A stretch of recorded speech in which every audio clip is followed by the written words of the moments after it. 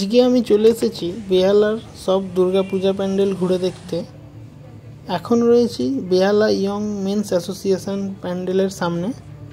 Taratala metro স্টেশনের একদম পাশেই এই পূজাটি হয়ে থাকে। এবছর ৭৬তম বর্ষে এই পূজা প্যান্ডেলের ভাবনা তক্ষণ। তক্ষণ কথার অর্থ খোদাই করা। প্রাচীনকাল থেকে কাঠের ওপর বা পাথরকে কেটে যে বিভিন্ন চিত্র বানানো হতো, সেই খোদাই শিল্পকেই এই প্যান্ডেলে তুলে ধরা হয়েছে।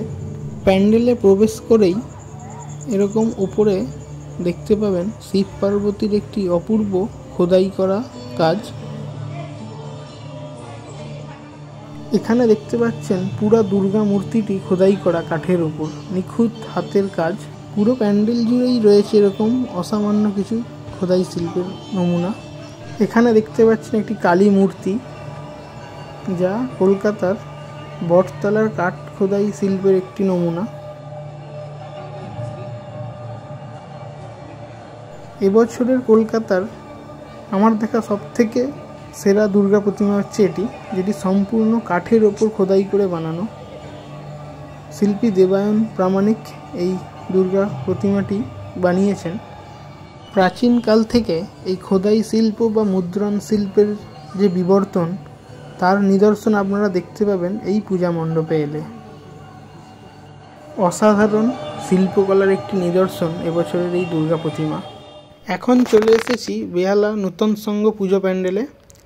৬৬তম বর্ষের এবছরের পূজা প্যান্ডেল, যেটা নানা রঙের এখানে খেলা দেখতে পাচ্ছেন। পুরো প্যান্ডেলটাই এরম কঞ্চি দিয়ে আর নানা রঙের পুতুল দিয়ে সাজানো। এবছর এদের থিম একটি সহজ পুজো। খুব সুন্দর করে এরকম রঙিন পুতুল দিয়ে এবছরের এই প্যান্ডেলটি সাজিয়েছে। আর এই সাবেকি ডাকের সাজের এবছরের এই দুর্গা প্রতিমা, সোলার কাজ দিয়ে সাজানো এবছরের এই মূর্তি। বেহালা ফ্রেন্ডস ক্লাবের এবছরের দুর্গাপুজো ৬০তম বর্ষ। এবছরের এদের ভাবনা নবান্ন। দ্বিতীয় বিশ্বযুদ্ধের সময় ব্রিটিশ শাসকেরা কীভাবে ভারতীয়দের ওপর অত্যাচার চালিয়েছিল এবং তাদের ফসল কেড়ে নিয়েছিল, তারই একটি নিদর্শন এবছরের এই পূজা মণ্ডপে তুলে ধরা হয়েছে।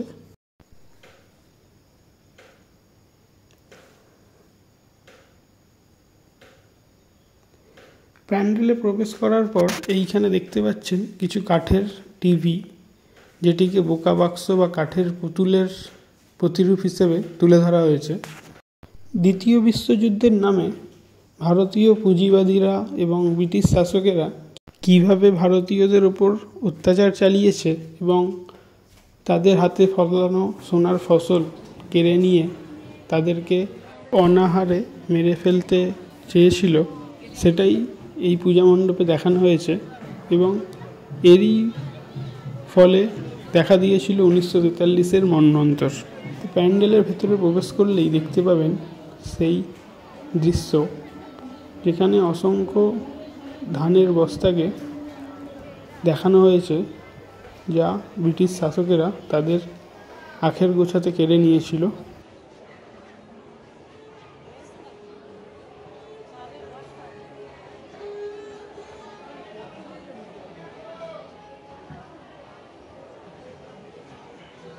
এবং এখানে ছবির মাধ্যমে দেখানো হচ্ছে মন্বন্তরের সেই করুণ দৃশ্য, যেই সময় না খেতে পেয়ে বহু সন্তান হারিয়েছেন তাদের মায়েরা।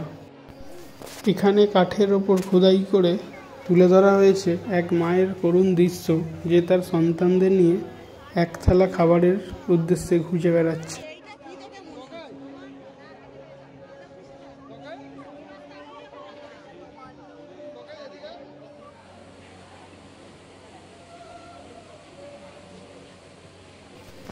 এখানে দেখতে পাচ্ছেন পঙ্গপালের সাথে ব্রিটিশ শাসকদের তুলনা করা হয়েছে, যারা কৃষকদের কষ্টে ফলানো সোনার ফসল খেয়ে চলে যেত। মা দুর্গা এখানে অবতীর্ণ হয়েছেন তার 4 সন্তানকে নিয়ে এই ভয়াবহ পরিস্থিতি থেকে ঘুরে দাঁড়ানোর অঙ্গীকার নিয়ে। এখন আমি চলে এসেছি বেহালা নূতনদল প্যান্ডেলে। 60তম বর্ষে এই ক্লাবের এবছরের ভাবনা শিবানী ধাম। বাংলা, বিহার, উড়িষ্যা নিয়ে গঠিত তৎকালীন বাংলার একটি স্বাধীন রাজ্য সংগ্রামপুর। রাজা রাজকিশোর সিং এখানে গড়ে তোলেন একটি স্বাধীন রাজ্য। তার আমলে তৈরি হওয়া এই রাজপ্রাসাদের অনুকরণেই সেজে উঠেছে এই প্যান্ডেল। এই রাজপ্রাসাদের কাজ তার আমলে শুরু হলেও সম্পূর্ণ করেন তার ছেলে বীরকিশোর সিং। তৎকালীন মুঘল বাদশাহী সাম্রাজ্যের স্থাপত্যের অনুকরণে গড়ে ওঠে এই রাজপ্রাসাদ। এই রাজপরিবার বরাবরই ছিল শিবের উপাসক। সেই জন্য রানী চন্দ্রাবতীর আগ্রহে রাজপ্রাসাদের মাঝেই প্রতিষ্ঠা করা হয় একটি শিবের মূর্তি। এটি এবছর বেহালা নতুন দলের দুর্গা প্রতিমা, একদম রাজবেশে সজ্জিত এই দুর্গা মূর্তি। এই শিবের মূর্তির সামনেই দেবী শিবানীর মন্দির গড়ে তোলা হয়, যা পরবর্তীকালে পরিচিত হয়ে ওঠে শিবানী ধাম নামে। আজও দেবী শিবানীর এই মন্দিরে দুর্গাপুজোর সময় বহু হাজার হাজার দর্শনার্থী আসেন এবং আনন্দে মুখরিত হয়ে ওঠে এই স্থান। আপনাদের কেমন লাগলো এই রাজা বীরকিশোরের ইতিহাস অবশ্যই কমেন্টে জানাবেন।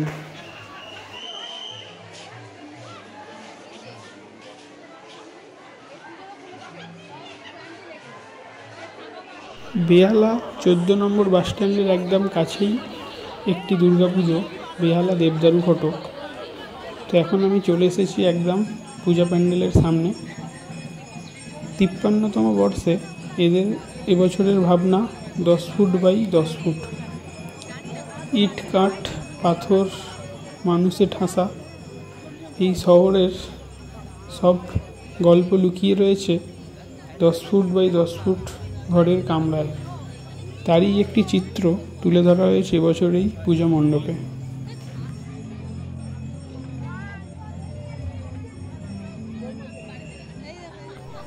এখানে এই পুরো কাঠামোগুলির মাধ্যমে শিল্পী দেখাতে চেয়েছেন প্রাচীন ইতিহাসের সময়কাল থেকেই মানুষ কীভাবে এগিয়ে চলেছে একটু নিরাপত্তা আর নিশ্চয়তার খোঁজে। প্রাচীনকাল থেকে মানুষের এই এগিয়ে চলার ইতিহাস আজও বন্দী রয়েছে এই 10 ফুট বাই 10 ফুটের একটি ঘরের কামরায়।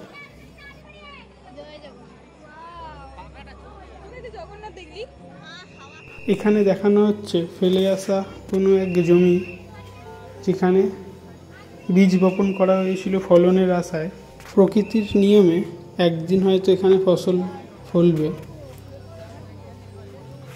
ঠিক যেরকমভাবে আমাদের জীবনও বাঁধা একটি চাকায়, শৈশব থেকে কৈশোর এবং তারপর যৌবন।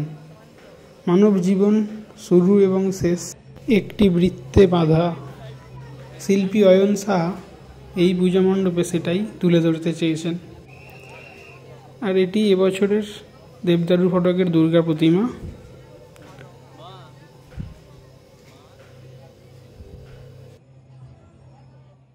এখন আমি চলে এসেছি বড়িশা প্লেয়ার্স কর্নারের পুজো দেখতে। সকলেই জানেন এটি সৌরভ গাঙ্গুলি, আমাদের সকলের প্রিয় দাদা, তার পাড়ার পুজো। সামনেই দেখতে পাচ্ছেন প্যান্ডেল। এবছর 53তম বর্ষের এই পুজো। এটি সৌরভ গাঙ্গুলির বাড়ি, আর ঠিক তার পাশেই হয়ে থাকে এই দুর্গা পুজোটি। এবছর এদের ভাবনা আভিজাত্যের আঙিনায়। পুরনো জমিদার বা বনেদি বাড়ির আদলে এবছর এই প্যান্ডেলটি সাজানো হয়েছে। দুপাশে দেখতে পাচ্ছেন কিছু জমিদারদের জীবনের কাহিনী। আর এই যে এটি প্যান্ডেল, আর দেখতে পাচ্ছেন সামনে দুর্গা প্রতিমাটি রয়েছে একদম ঠাকুর দালানের মতো একটি জায়গায়। একদম পুরনো জমিদার বা বনেদি বাড়ির যেরকম ঠাকুর দালান হয়ে থাকে। আর ঠাকুরটি অসাধারণ এবং একচালার সুন্দর একটি দুর্গা প্রতিমা এবছর এই বড়িশা প্লেয়ার্স কর্নারে। ওপরে ঝাড়বাতি এবং দুপাশে বারান্দা, যা জমিদার বাড়ির আভিজাত্যের কথা তুলে ধরে। বরিশা ক্লাবের ৩৭তম বর্ষের এবছর পুজোর ভাবনা শূন্য পৃথিবী।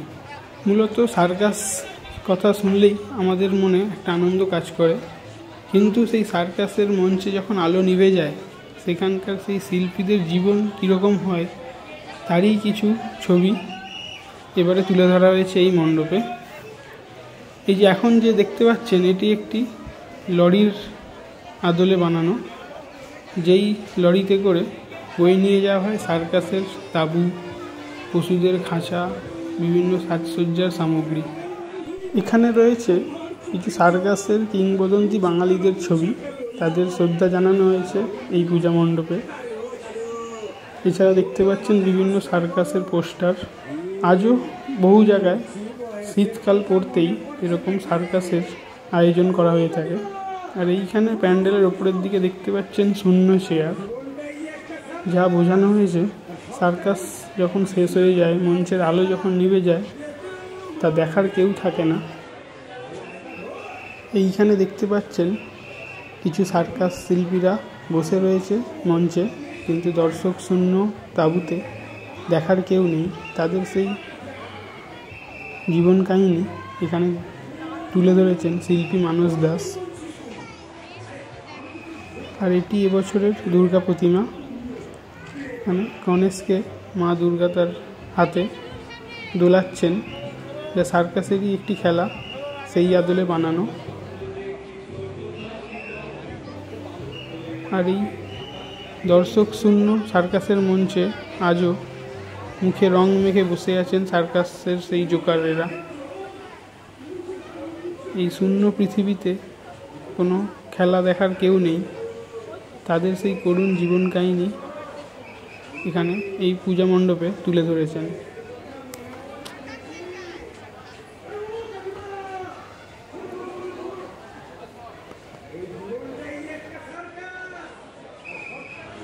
এখন আমি চলে এসেছি ঠাকুরপুকুর এসবি পার্ক দুর্গাপূজা প্যান্ডেলে। ৫৫তম বর্ষে এদের এবছরের থিম প্রত্নকথা। শিল্পী রাজু সরকার মোগলমারি বৌদ্ধ স্তূপের ধ্বংসাবশেষের উপর ভিত্তি করে এবছর এই মণ্ডপটি সাজিয়ে তুলেছেন। মণ্ডপে প্রবেশ করার সাথে সাথেই দেখতে পাবেন এরকম প্রত্নখননে প্রাপ্ত বহু অজস্র পুরাতত্ত্বের ছাপ এবং অসংখ্য ইতিহাসের নিদর্শন। চীনা পরিব্রাজক হিউয়েন সাং তার অমূল্য ভ্রমণ কথায় উল্লেখ করেছেন বাংলার 4 প্রদেশের কথা। তার সেই ভ্রমণকালে সুবর্ণরেখা নদীর পাড়ে এসে তিনি লক্ষ্য করেছিলেন অসংখ্য বৌদ্ধ স্তূপ, যা বর্তমানে মোগলমারি গ্রাম নামে পরিচিত। সেই মোগলমারি বৌদ্ধ স্তূপের আদলেই এবছর এই পূজা প্যান্ডেল সেজে উঠেছে।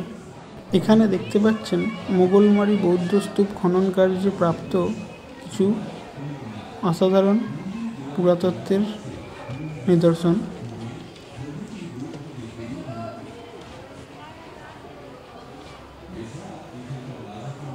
এখনও তার খনন কার্য চলছে, হয়তো সেখানে পাওয়া যাবে আরও কিছু ইতিহাসের নিদর্শন, যা শিল্পী তার এই পূজা প্যান্ডেলের মাধ্যমে ফুটিয়ে তোলার চেষ্টা করেছেন।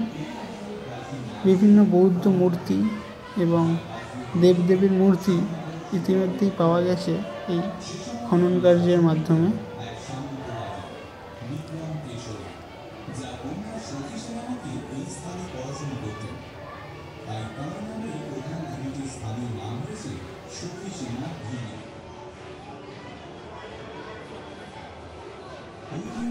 এখানে দেখতে পাচ্ছেন মোগলমারি খনন কার্যের কিছু ছবি।